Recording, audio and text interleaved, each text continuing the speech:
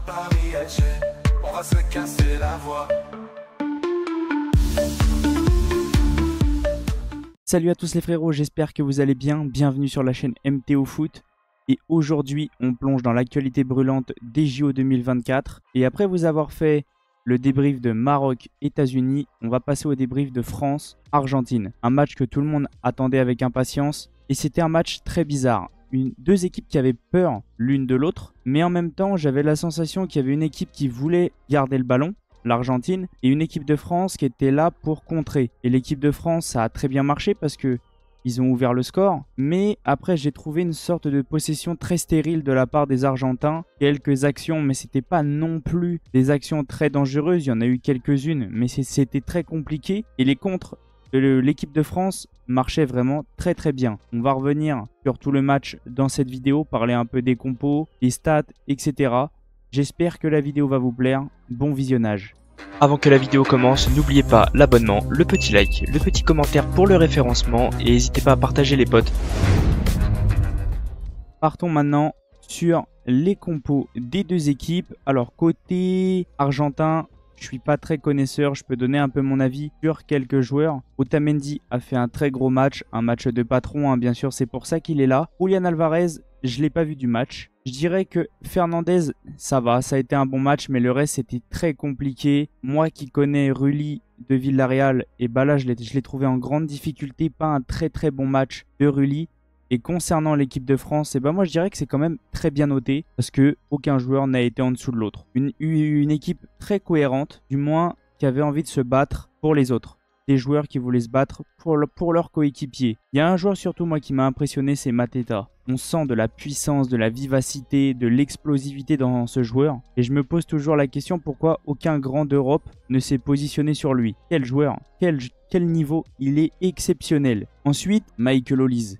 Incroyable, il a failli être buteur et je vais revenir sur ça après. Il a été passeur, le corner encore une fois, il est tiré parfaitement bien. Au niveau de la défense, ça reste très solide. Un tout petit peu en dessous Millo, j'ai eu la sensation, mais sinon ça va.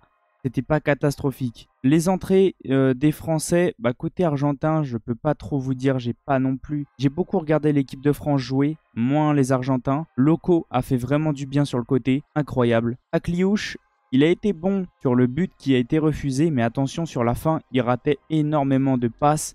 Ça a failli coûter très cher à l'équipe de France. Kalimundo a apporté, je dirais, un peu de puissance devant et ça a bien marché parce que sur le but que l'équipe de France a failli marquer, Kalimundo n'y est pas pour rien. Donc là maintenant, on va revenir un petit peu sur le résumé du match. Ouverture de l'équipe de France très tôt dans le match sur un corner de Michael Olise, tête de Mateta. Très très bien joué, hein. Il a coupé le ballon au premier poteau, tel un numéro 9. Ensuite, c'était un peu plus un match très haché, très haché. Comme on peut voir, beaucoup de cartons jaunes. Et il y a eu un fait de jeu. Alors, sur celui-là, de mon côté, hein, attention, je ne dis pas que c'est vrai, mais de mon côté, pour moi, il n'y a pas faute. C'est pas une faute, c'est dans l'action de jeu. Il veut juste poser le pied. Pour moi, il n'y a pas du tout faute. C'est très léger en plus. Non, pour moi, c'est compliqué. Après, l'effet de jeu, c'était bizarre un peu dans ce match-là. 10 minutes de temps additionnel, pourquoi pas aller, mais ça a dépassé de 1 voire 2 minutes. C'était très bizarre. Pour moi, sur cette action-là, il n'y a absolument pas faute. Et pour moi, l'équipe de France doit mener 2-0. Concernant le match, ça résume un peu ce que j'ai dit. Possession de l'Argentine plutôt, pardon. Et je dirais plus un jeu en contre pour l'équipe de France. Première mi-temps un peu plus équilibré. On a senti qu'après, les Argentins avaient vraiment envie de pousser pour aller égalisé. Ça c'est pas fait, l'équipe de France s'en sort bien et je dirais même peut-être que les Argentins s'en sortent très bien parce que normalement il y a 2-0 pour la France. Après c'est pas des très très grosses occasions pour les Argentins, ils ont pas raté des grosses occasions donc pour moi c'est pas non plus un vol le 1-0. Pour moi c'est tout à fait logique dans ce match là. Après c'était un match très électrique quand même, on l'a senti à la fin, ça commençait à pu être du football, ça commençait à bien vouloir voilà quoi. C'était pas très calme, on sentait que les deux équipes ne s'aimaient pas trop. Même après le coup de sifflet final, on a vu vite fait ce qui se passait. C'est pour ça je pense qu'ils ont coupé, valait mieux.